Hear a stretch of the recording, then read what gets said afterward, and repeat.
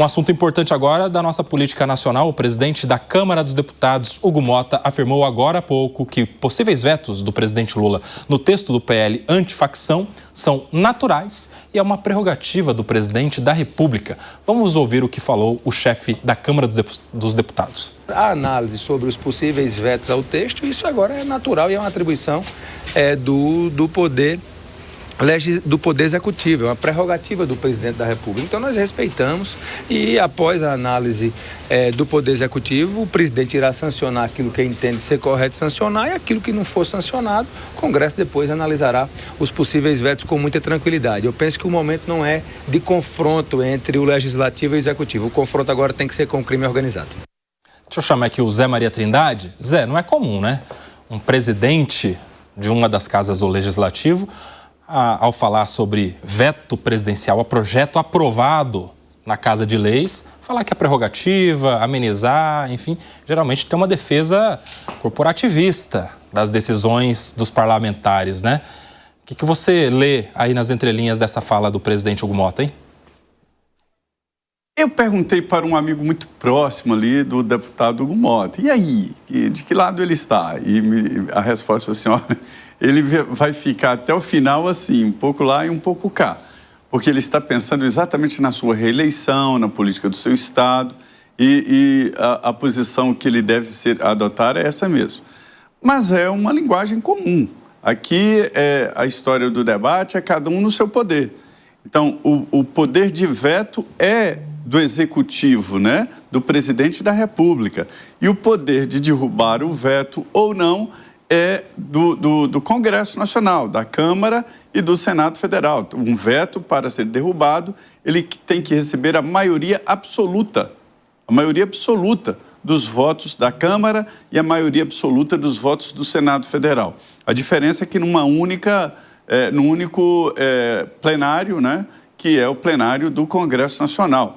Votos separados, mas no mesmo momento. Então, essa é a competência. Um veto, quando ele é derrubado e que provoca desavenças, é quando o governo fecha um acordo.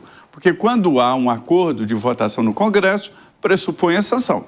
Então, aí provoca um desacerto. Mas, nesse caso, não há nenhum acordo, eu não conheço nenhum acordo de sanção, ou seja, é isso mesmo. O presidente Lula tem o poder de veto e depois o Congresso tem o poder de derrubar ou não os vetos do presidente.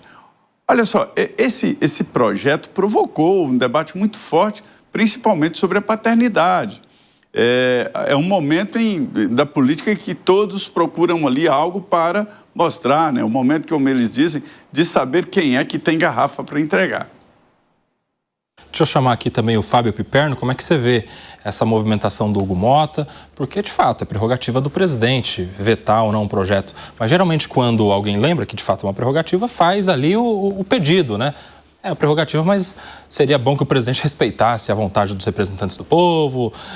Foi algo amplamente discutido, enfim. Na Câmara dos Deputados, inclusive, 2 vezes, né? Já que teve alterações no Senado. E aí, Piperno? Bom, ele disse o óbvio, só que tem uma coisa, né? São, nesse momento, 77 vetos do presidente que tem que ser avaliados lá pelo Congresso. Inclusive, um deles trata do aumento do número de cadeiras na Câmara Federal de 513 para 531, coisa que o presidente corretamente vetou, assim como o projeto lá dos penduricados, né? Então, vejam só. É óbvio que, nesse caso específico, embora o projeto não fosse aquele desejado pelo governo e também não é a versão aprovada lá no Senado, que teve como relator o senador Alessandro Vieira, é evidente que o que está em jogo, as diferenças nesse momento, elas não são tão grandes entre um texto e outro, elas existem, mas elas não são tão profundas, mas nesse momento é sim uma questão de se discutir a paternidade do projeto. Isso é muito importante, até porque é um momento pré-eleitoral. Mas é também um momento de se avaliar sinalizações, como por exemplo, no caso do presidente da Câmara, Hugo Motta, ele não tem feito nenhuma concessão aos deputados governistas nesses projetos mais importantes. Por exemplo, na história do projeto da escala 6x1, do fim da escala 6x1, é um projeto da deputada Érica Hilton, e ele entregou a relatoria para um deputado do União, ao contrário do que a bancada governista imaginava. Então, ele não está fazendo nenhum gesto nesse sentido de aceno ao governo federal. E é óbvio que o governo também vai vetar tudo aquilo que ele, não só o que ele julga necessário, mas aquilo no qual ele identifica que o Congresso pode comprar brigas com a opinião pública para derrubar os vetos.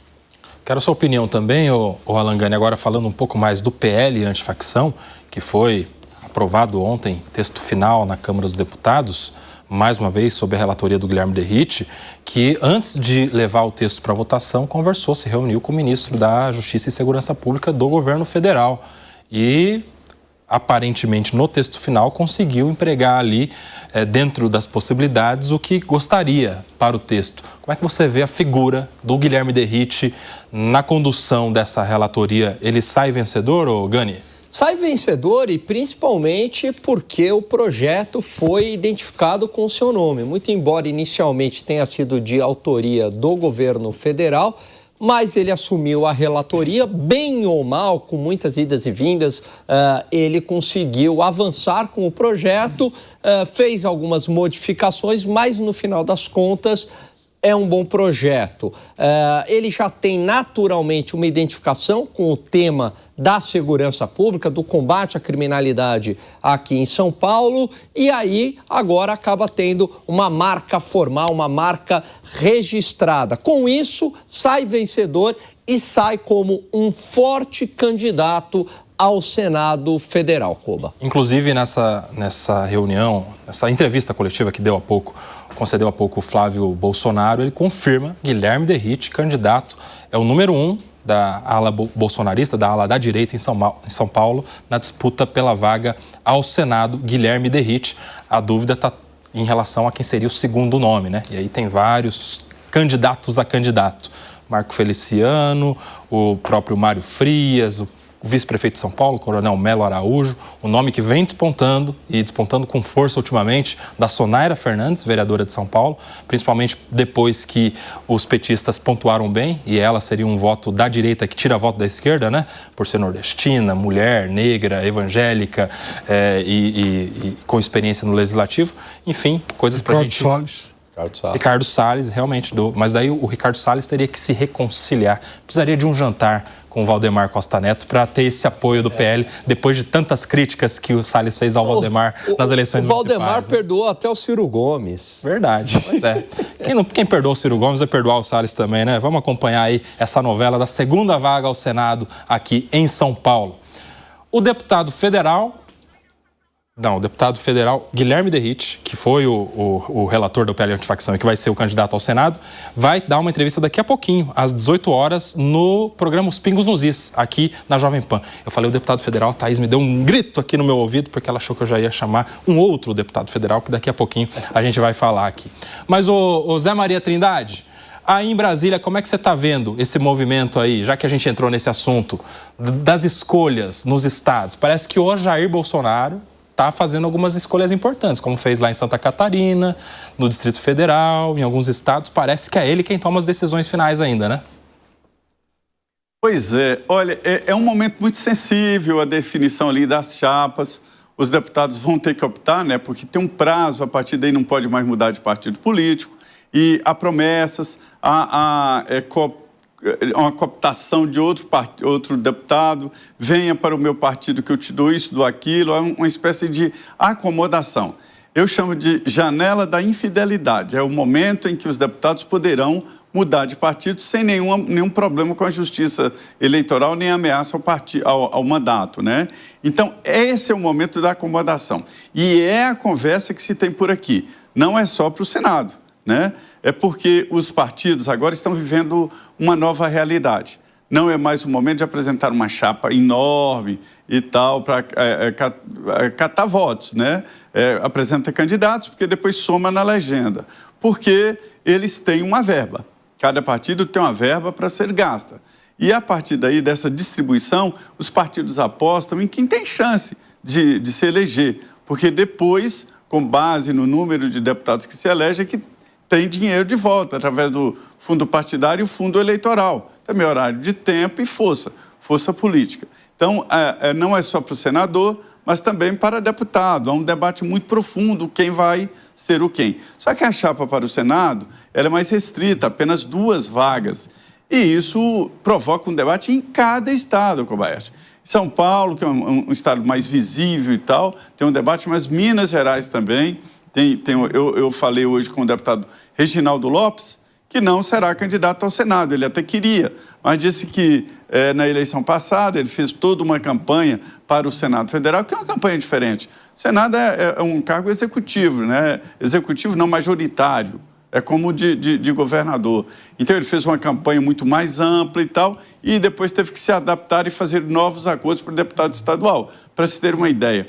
E nesse caso aí do ex-presidente Jair Bolsonaro, ele inicialmente fez um projeto de eleger um senador por estado, e em alguns estados 2.